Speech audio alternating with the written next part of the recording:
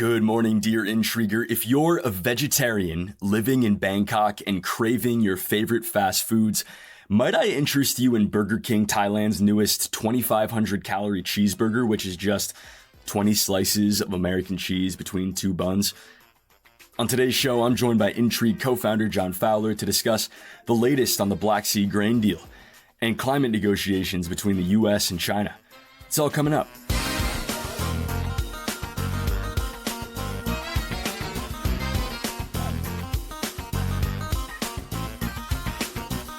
Morning, John. How are you? Oh, I'm doing very well, thank you, Ethan. We were just talking about the smoke blowing through DC. How are you coping? Yeah, it just follows me around everywhere. It's a bit of a bummer, but luckily it's 100 degrees. We can't talk Fahrenheit and Celsius, but it's 100 degrees Fahrenheit, which is some outrageous number in Celsius. So The smoke doesn't really matter because I'm staying inside no matter what. Well, that's good to hear. But John, to the news of the day. And let's just start with some background here. We're talking about the Black Sea grain deal. I think the context here is, not long after Russia's invasion of Ukraine began last February, we started to realize just how intertwined these economies were and how important the two combatant countries are in the global economy, and especially in the global food economy. Yeah, right. Hugely important. And to be honest, it's something that I probably wasn't as aware of as I should have been. I think we all talk a lot about Russia as an oil exporter, a gas exporter, and how the sanctions on its, fossil fuel industry have caused fuel prices to spike and all of that kind of stuff. But Russia's also a massive grain exporter. It was the largest wheat exporter as of 2020. And it's also a huge fertilizer exporter, which is a big deal for a lot of countries, including, Brazil or whatever. They buy a lot of their fertilizer from Russia. And then you add to that Ukraine, which was the world's fifth largest wheat exporter, third largest corn exporter, and the largest exporter of seed oils. This whole region, I think people have heard it referred to as like the breadbasket of Europe, and that's why. So on wheat alone, Ukraine and Russia made up a quarter of exports before the war. Right. So, John, as we know, war is complicated. The old saying, all is fair in love and war. Obviously, that's not quite true, though you wouldn't know it by talking to my ex-girlfriend. But we know that countries at war will do a lot to gain an advantage. So how did the global community ensure that these critical exports weren't disrupted during the course of the war? Yeah, it's a good question. I think folks may have heard that last July, there was this idea that a deal was negotiated to allow wheat exports to pass through the Black Sea. So Russia, Ukraine, and Turkey agreed that Ukrainian ships, notwithstanding the Russian ships in the Black Sea preventing, Ukrainian movement, they would allow Ukrainian ships that had grain on them to pass through the Black Sea, through the Bosphorus Straits, and out into global markets. It was critical because, there are ways to get the grain from Ukraine overland out through Europe, trains and trucks and whatnot, but it just can't really handle the volume of grain that we're talking about here. I think it was a huge diplomatic breakthrough. It was a big worry this time last year about, how we're going to get all that grain out of Ukraine. And so when Russia agreed to it, I think it was seen as like a really important, sensible move from all parts. I think the UN estimated as many as 47 million people around the world could be pushed into acute food insecurity because of this war. So that deal that was struck last year has allowed 33 million metric tons of food to exit Ukraine, which, that almost certainly has saved millions of lives around the world. And that brings us to yesterday when Russia announced it would be pulling out of the deal and potentially putting those millions of lives that you mentioned at risk. And mind you, John, it also comes just 5 days after the UN reported that global food insecurity in a landmark report is getting much, much worse. Yeah, I mean, it's never a good time to pull out of a deal that is going to, feed the world. It's never a good thing. Global food insecurity is a problem that is, it's enormous. So it's never a good time, but seems like a particularly bad time. But, I don't think Russia's decision is particularly surprising. They've been threatening to pull out of this deal pretty much since it started. Every couple of months, they say that we're going to suspend our participation.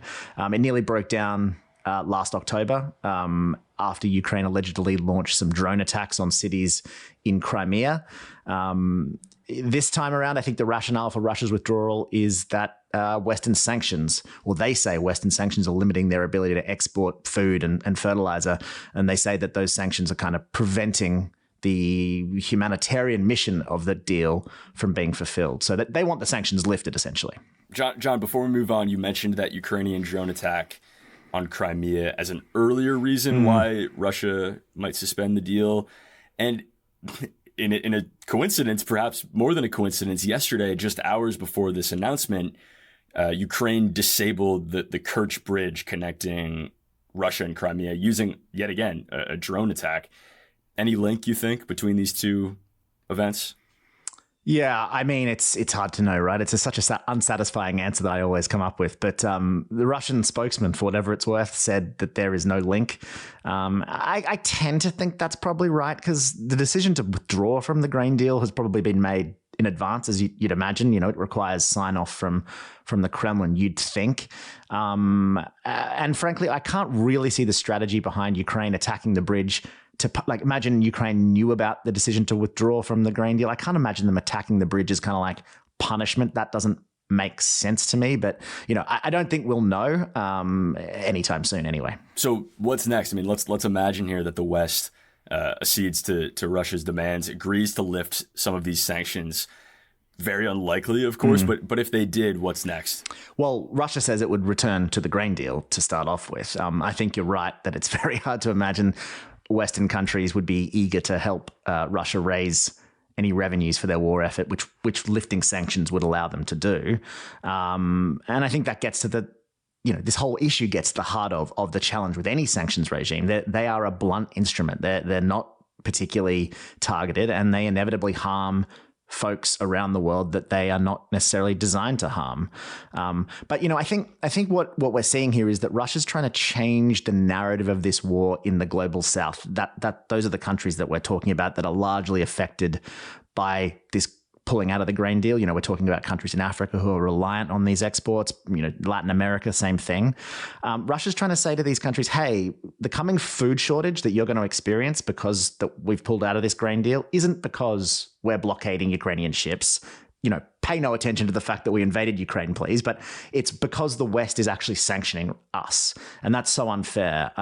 You know, you can probably tell from my tone that I think that's a load of BS, but it's an argument in the global south that might play well. You know, a lot of these countries aren't a fan of the US and the West for legitimate reasons. So they might be open to the idea that, hey, the fact that Russia isn't allowing grain out of Ukrainian ports is actually because the West is sanctioning Russia. You never know, right? Yeah, I think both sides see the global south as at least rhetorically territory to be won. Yes. The West is entrenched in their position. Yep. Russia is obviously has their own position. So who's left to convince? It's these countries that have not quite made up their mind.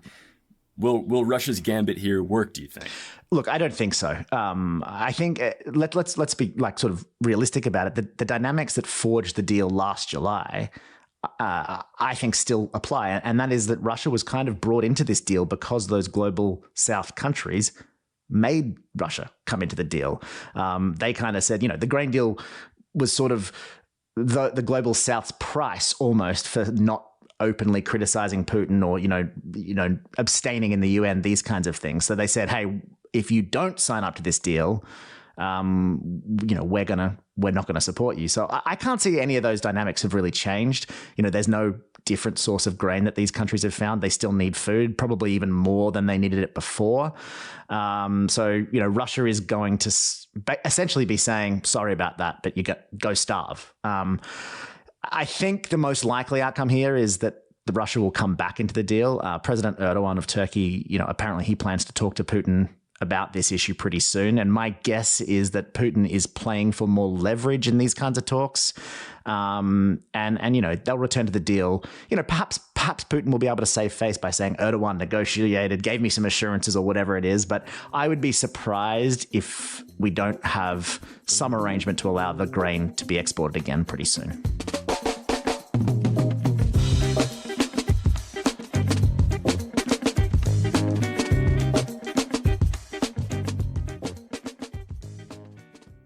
Today's show is sponsored by one of my favorite newsletters, 1440. The team from 1440 monitors scores of news sites to find the stories that matter the most, from science and culture to business, politics, even sports. They then pull the most important pieces together into a single digest every weekday morning. Check out the link in the show notes to learn more. All right, welcome back. John, here's your chance to share what's on your mind. So lay it on us. I know, I've only been waiting 30 plus years for a dedicated spot to tell everyone what's on my mind. I am interested at the moment in John Kerry's trip to China. So John Kerry is the US, special envoy for climate change matters, and he's just arrived in Beijing for 3 days of talks with his counterpart on all things climate change.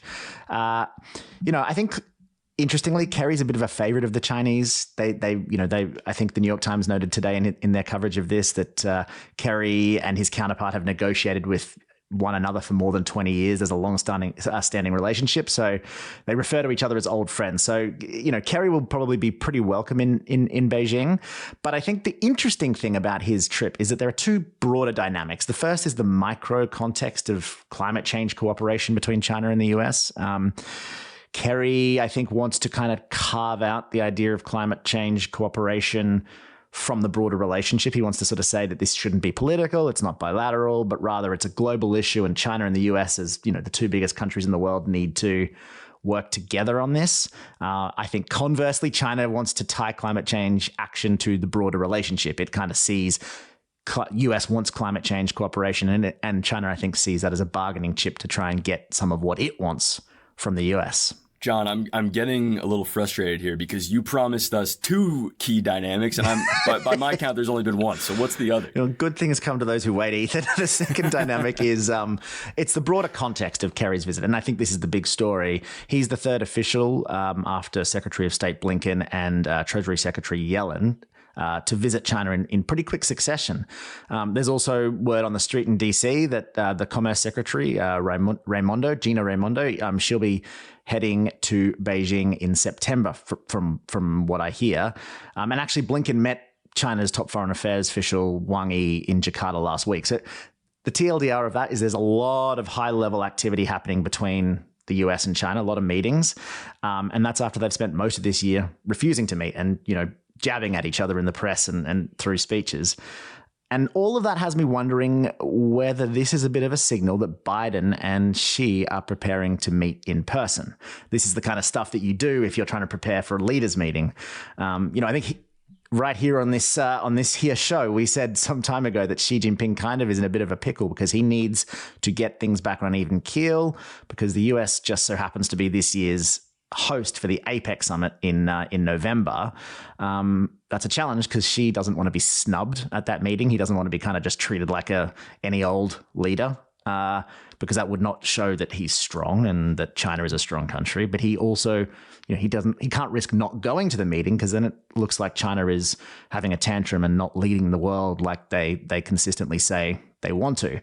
So I think Xi kind of has to secure a welcome in the US that befits his what he thinks of his station in the world. And for that, the US-China relationship just needs to improve. So, I don't know whether that means that Biden and Xi will meet in November around the APEC meeting or whether they're planning a separate meeting before or between now and then.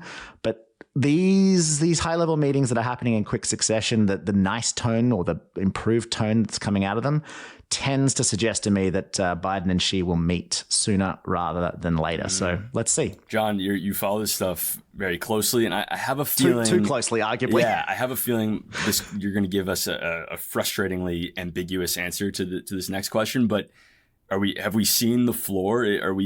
Have we bottomed? Is the worst behind us? Yeah, I am going to give you a frustrating answer. It depends. I think I would like to think so, but events, dear boy, are the things that could happen. So if everything goes to plan, I think probably the floor has been seen, but another spy balloon and we're right back there. Right.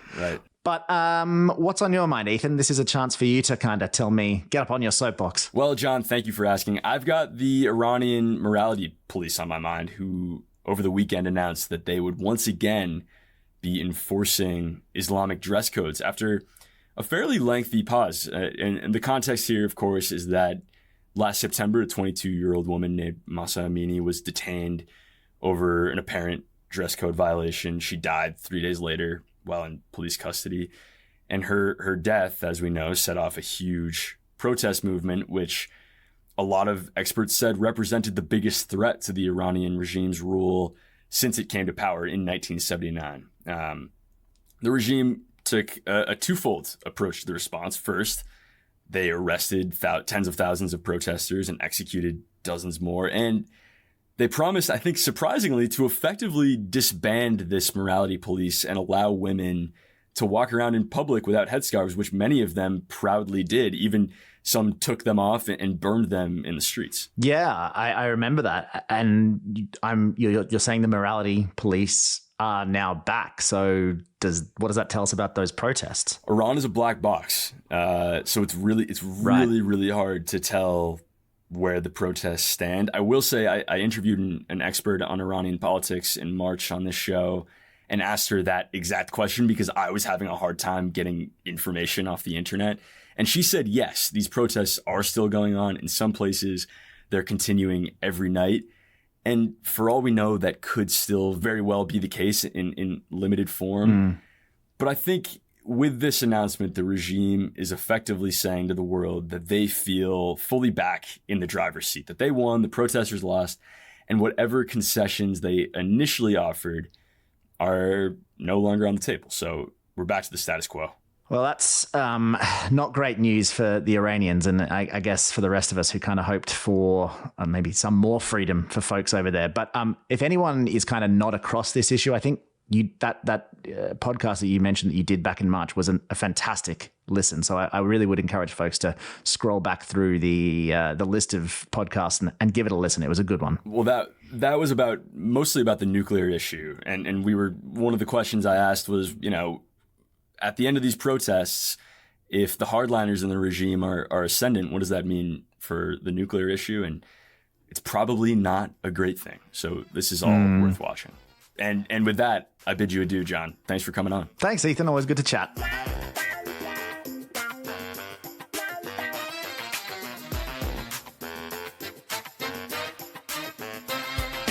And that's going to do it for me. By the way, we're voting over at the International Intrigue newsletter on the greatest male athletes of all time. I still say, despite any evidence to the contrary, that it's Roger Federer.